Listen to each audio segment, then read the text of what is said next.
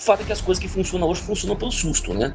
Funcionam por acidente, né? Funcionam porque, e quando eu falo que funcionam por acidente, é o seguinte: funcionam porque não teve ninguém que se dispôs a atrapalhar.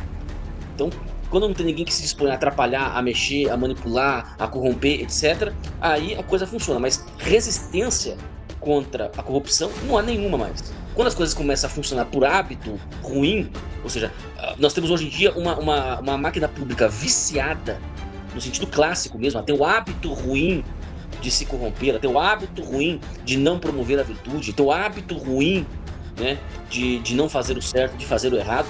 Quando isso acontece, meus amigos, aí é só uma mudança civilizacional de profundidade mesmo. Eu quero trazer aqui agora aquelas mensagenzinhas que os políticos gostam de enviar para jornalistas. Dessa vez é da minha querida amiga, de quem eu sou muito fã, a Paula Schmidt. Rapaz, eu tô com uma bomba aqui da Paula Schmidt que eu quero seus comentários, Ítalo, seu e do Ramage. Ela disse o seguinte: um político do Brasil veio até mim para me dar uma informação importante. Ao ligar, disse que eu era a melhor escritora do país, melhor que Arthur Conan Doyle. Meu ego não é burro, então aquilo serviu de alerta. Daí, ele tentou me convencer a escrever sobre ela. Vaza Toga.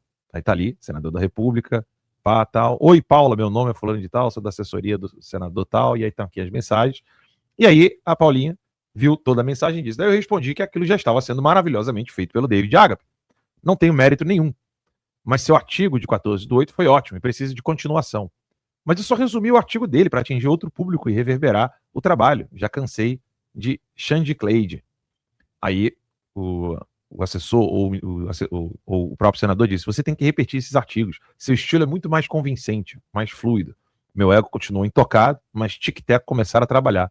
De fato, no meu artigo sobre o trabalho do David na Vaza Toga, eu só falei de alguns personagens, não de outros. Uma das pessoas que não mencionei foi a tal bruxa.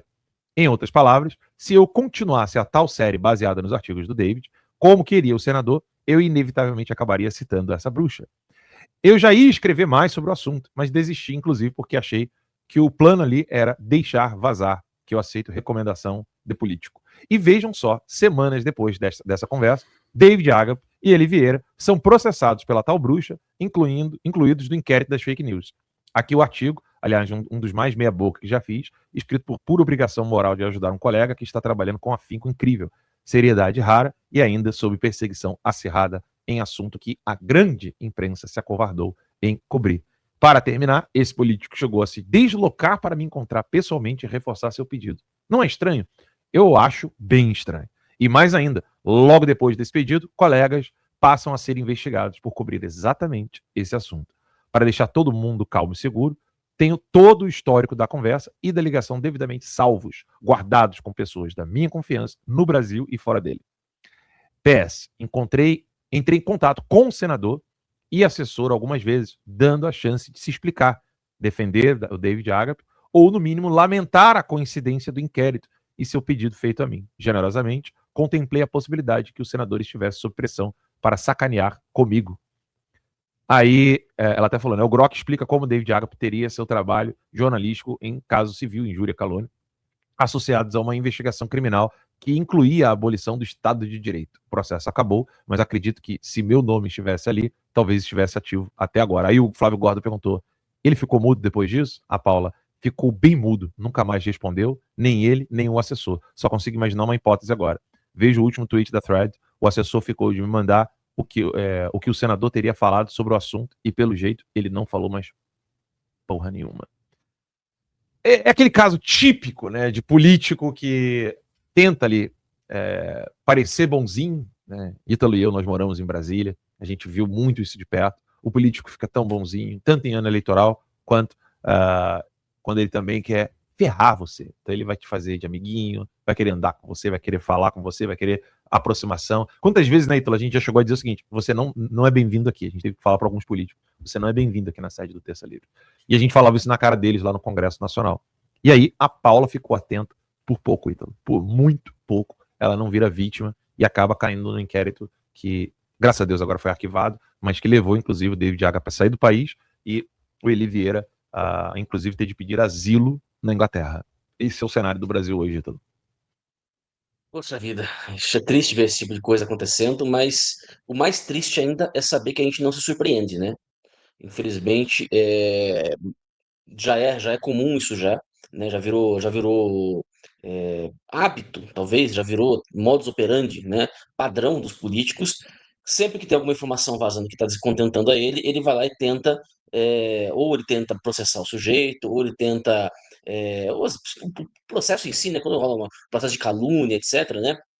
E ele corre de maneira padrão, tudo bem, né? Assim, qualquer um pode entrar com um processo. Eu posso entrar com um processo de calúnia contra qualquer um, né? Tem que provar a calúnia, tem que provar que aconteceu e provavelmente, se não acontecer de fato a calúnia, o processo vai ser arquivado e a pessoa vai ser inocentada e eu ainda vou ter que pagar as custas do processo, né? Agora, o problema é que nós não temos segurança jurídica para garantir que isso aconteça, né? E nós temos uma jurisprudência formada aí de que praticamente quando o sujeito ele é um jornalista conservador, um jornalista, ou, às vezes nem se define como conservador, ele pode simplesmente se definir como um jornalista independente, como o caso do Oliveira, né? E eu acredito que no caso do Agape também, né? Nem se define como conservador, né? Não toma esse partido, esse lado publicamente, né?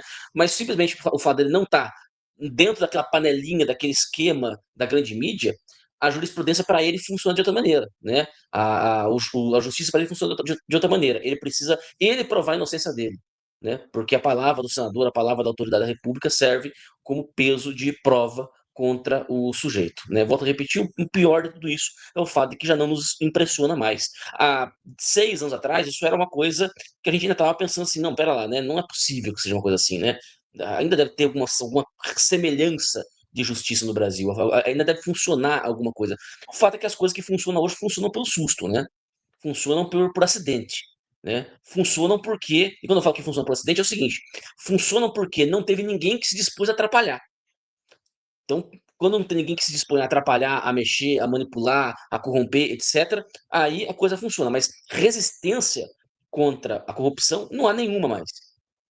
Não há mais nenhuma resistência contra a corrupção. Não há mais nenhuma forma, né, da justiça, não há mais freios e contrapesos. Tudo isso aí já acabou já.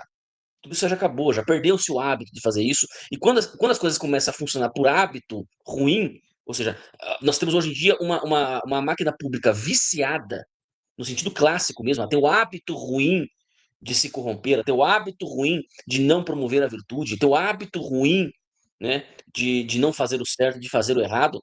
Quando isso acontece, meus amigos, aí é só uma mudança civilizacional de profundidade mesmo.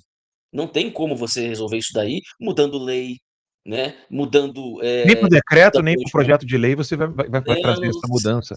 Porque isso é um problema de pessoas. Sim. Problema de pessoas, entendeu? Não adianta nada você ter uma lei boa se quem vai interpretar é um filho da puta.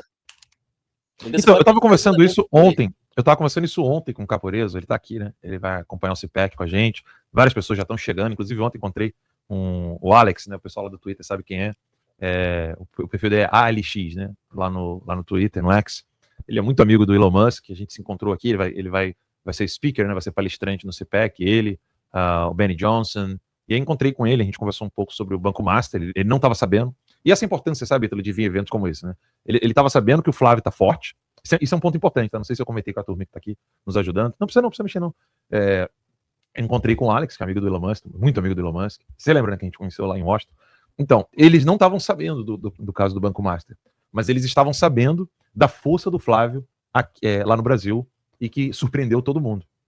Então, veja a importância de viagens como essa, onde a gente vem no encontro de políticos americanos para trazer aquela perspectiva que eles não têm, porque a imprensa não leva para eles. Ou seja, pouco ainda se fala dos escândalos do INSS e do Banco Master em mídia americana. Mas mesmo assim, os conservadores americanos já estão sabendo que o nome de Flávio Bolsonaro está vindo firme e forte. E aí o Ítalo falou, né? Tem certas coisas que realmente só mudam por meio da virtude. E ontem eu estava conversando com o Caporeso, deputado estadual de Minas Gerais, e que acho que é pré-candidato, não sei ainda se é ao Senado ou algum cargo lá em Minas Gerais, mas a gente estava conversando sobre isso. Tem certas coisas que você não muda por projeto de lei, você não muda por decreto, você não muda por portaria. Tem certas coisas, elas só sobrevivem em um lugar onde as pessoas têm o desejo, ao menos, de cultivar a virtude. Estou dizendo que as pessoas são virtuosas, porque isso não existe uma sociedade virtuosa, se você for falar em termos absolutos. Em termos comparativos, sim. Comparar Morro Agudo, e eu sou de lá mesmo, não adianta você ficar bravo, você que é de Morro Agudo, você fala, o Alan tá esculachando Morro Agudo, tô sim, porque lugar que tem valão, pra mim, não é um lugar que dá pra levar a sério. Amo o o fato de que o povo é trabalhador pra caramba, mas falta muita cultura e não dá para tolerar, né? Então, a diferença entre morro agudo e Suíça é virtude, não é a lei da Suíça, não é o dinheiro, não é o franco suíço, não é a herança dos pais ou dos avós de quem está ali na Suíça que fez com que eles se comportassem melhor. É hábito e a gente precisa ter isso cada vez mais.